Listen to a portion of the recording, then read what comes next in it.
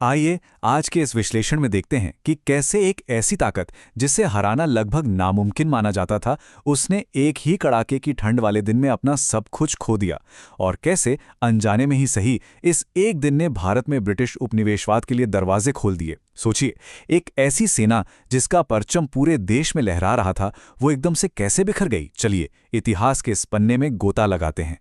14 जनवरी 1761 ये सिर्फ कैलेंडर की एक तारीख नहीं है, इसे भारतीय इतिहास का सबसे काला और विनाशकारी दिन माना जाता है। ये वो दिन था जब पानीपत के तीसरे युद्ध ने अपना सबसे खौफनाक रूप दिखाया।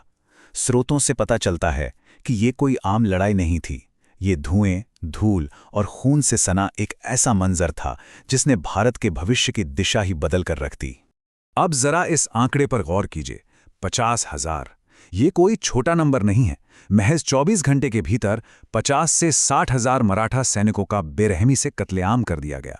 और बात सिर्फ सैनिकों तक नहीं रुकी, उनके साथ सफर कर रहे हजारों आम नागरिकों, जिनमें महिलाएं और बच्चे भी शामिल थे, उन्हें बंदी बनाकर गुलाम के रूप में अफगानिस्तान ले जाया गया। ये एक ऐसी अभूतपूर्व मानवीय त्रासदी थी जिसके बारे में सोचकर ही रूह कांप जाती है। तो यहाँ दिमाग में एक बहुत बड़ा सवाल आता है ना? आखिर ऐसा क्या हुआ? एक ऐसा साम्राज्य जिसका झंडा पूरे भारतीय उपमहाद्वीप में लहरा रहा था, वो अचानक ताश के पत्तों की तरह कैसे बिखर गया? इस विशाल विफलता को समझने के लिए हमें थोड़ा पीछे जाना होगा और देखना होगा कि पानीपत पहुंचने से ठीक पहले मराठे कितने ताकतवर और अजय बन चुके थे। अगर हम 1700 के दशक की शुरुआत में देखें तो पेशवाओं के आते ही एक जबरदस्त विस्तार का दौर शुरू हुआ। बालाजी विश्वनाथ ने साम्राज्य को स्थिर किया और फिर बाजीराव ने तो जैसे एक नया इतिहास ही लिख दिया।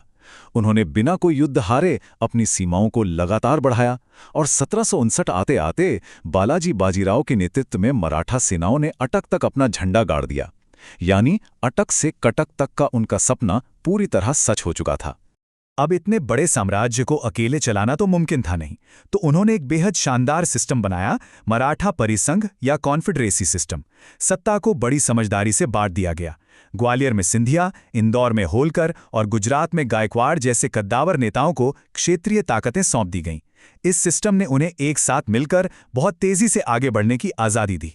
उनका खौफ और दबदबा इतना बढ़ चुका था कि उन्होंने चौथ वसूलना शुरू कर दिया। चौथ यानी आसपास के जितने भी मुगल क्षेत्र थे, उनकी कुल कमाई का सीधा 25% हिस्सा, 1/4, और बदले में मराठे उन्हें बाहरी हमलों से सुरक्षा का वादा करते थे। इससे आप अंदाजा लगा सकते हैं कि उस समय उत्तर भारत में मराठों की तूती बोलती थी और उनकी सत्ता कितनी मजबूत थी। लेकिन कहानी में एक बड़ा ट्विस्ट आता है। ये आक्रामक विस्तार बिना किसी विरोध के नहीं होने वाला था। मराठों के इस बढ़ते प्रभाव ने अफगान शासक अहमद शाह अब्दाली को सीधी चुनौती दे दी थी। असल में हुआ ये कि जब मराठों ने रोहिल्ला प्रमुख नजीब उद्दौला को बेदखल किया, तो उसने अब्दाली को बुला लिया। एक तरह से उसे मराठों के खिलाफ एक तथाकथित पवित्र युद्ध छेड़ने के लिए आमंत्रित किया गया। इस बड़ी चुनौती के जवाब में सदाशिवराव भाऊ के नेतृत्व में एक विशाल मराठा सेना उत्तर की ओर निकल पड़ी। शुरुआत में तो सब बढ़िया रहा, उन्होंने कुंजपुरा पर कब्जा करके अफगानों की सप्लाई लाइन काट दी। लेकिन यहां अब्दाली ने एक मास्टर स्ट्रोक खेला। उसने उफनती हुई यमुना नदी को पार किया और मराठों के वापस लौटने का जो दक्षिणी रास्ता था, उसे पूरी तरह से ब्लॉक कर दिया। यानी अब मराठे उत्तर भारत में पूरी तरह से फंस चुके थे। और यहां से शुरू हुआ एक जानलेवा गतिरोध जो पूरे 3 महीने चला, वो भी कड़ाके की ठंड में। इन दोनों कैंपों के हालात जमीन आसमान का अंतर रखते थे। एक तरफ अब्दाली था जो बड़े आराम से इंतजार कर रहा था, क्योंकि उसे अवध और रोहिलों से लगातार राशन मिल रहा था।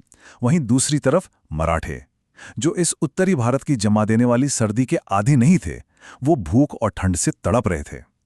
ऊपर से उनके साथ जो हजारों तीर्थयात्री थे, उनके भारी बोझ ने राशन के इस संकट को और भी भयानक बना दिया था। जब भुखमरी बर्दाश्त के बाहर हो गई ना, तो मराठों के पास 14 जनवरी को हमला करने के अलावा कोई चारा ही नहीं बचा। मैदान में शुरुआत काफी अच्छी हुई। इब्राहिम खान गार्दी के तोपखाने ने ऐसी आग उगली कि अफगान पंक्तियां टूटने लगी। मराठों का पड़ला भारी लग रहा था। लेकिन तभी एक बहुत बड़ी चूक हो गई। होलकर जैसे कुछ कमांडरों ने आगे बढ़कर लड़ने के बजाय मैदान से पीछे हटने का फैसला कर लिया। इस आपसी मतभेद ने उनकी पूरी रणनीति की धज्जियां उड़ा दी। अब मराठा फॉर्मेशन टूट रही थी और अब्दाली ने इस मौके को हाथ से जाने नहीं दिया। उसने अपनी जो रिजर्व सेना बचाकर रखी थी, उसे मैदान में उतार दिया और उनके साथ इस्तेमाल किया अपना सबसे घातक हथियार, जंबूरक। ये ऊंटों की पीठ पर बंधी छोटी, घूमने वाली तोपें थीं। ये इतनी तेज और मारक थीं कि इन्होंने थकी हुई मराठा सेना के परखच्चे उड़ा दिए। उन्हें संभलने का कोई मौका ही नहीं मिला।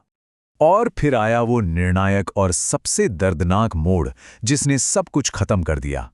युवा कमांडर विश्वासराव के सिर में एक सीधी गोली लगी और उनकी मौके पर ही मौत हो गई।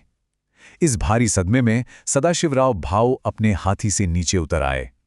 अब जैसे ही सेना ने भाऊ को हाथी पर नहीं देखा, उन्हें लगा कि उनका सेनापति मारा गया है। एक पल में पूरे कैंप में भयानक दहशत फैल गई, भगदड़ मच गई और फिर शुरू हुआ वो खौफनाक नरसंहार जिसे पूरी चांदनी रात में अंजाम दिया गया। जब इस भयानक तबाही की खबर पुणे पहुंची तो उसका असर और भी गहरा था। इस हार का सदमा इतना जबरदस्त था कि सीधे तौर पर पेशवा बालाजी बाजीराव की जान चली गई और इसके साथ ही पूरे भारत पर राज करने का वो महान मराठा सपना एक झटके में चूर-चूर हो गया। मराठा साम्राज्य एक ऐसे विशाल पावर वैक्यूम या कहें सत्ता शून्य में चला गया जिसकी भरपाई फिर कभी नहीं हो सकी। तो इस विश्लेषण के आखिर में ये पूरा घटनाचक्र हमें एक बेहद गहरे ऐतिहासिक सवाल पर लाके खड़ा कर देता है। सोचिए जरा, अगर उस दिन की कड़ाके की सर्दी और उस युद्ध का अंजाम कुछ और होता तो क्या ब्रिटिश ईस्ट इंडिया कंपनी को भारत में अपनी जड़ें जमाने का वो सुनहरा मौका कभी मिल पाता? खैर, इतिहास की सबसे बड़ी घटनाएं अक्सर कुछ छोटे लेकिन बहुत ही अहम पलों पर टिकी होती हैं। उम्मीद है इस विश्लेषण ने आपको इतिहास के इस हिस्से को एक नए नजरिए से समझने में मदद की होगी।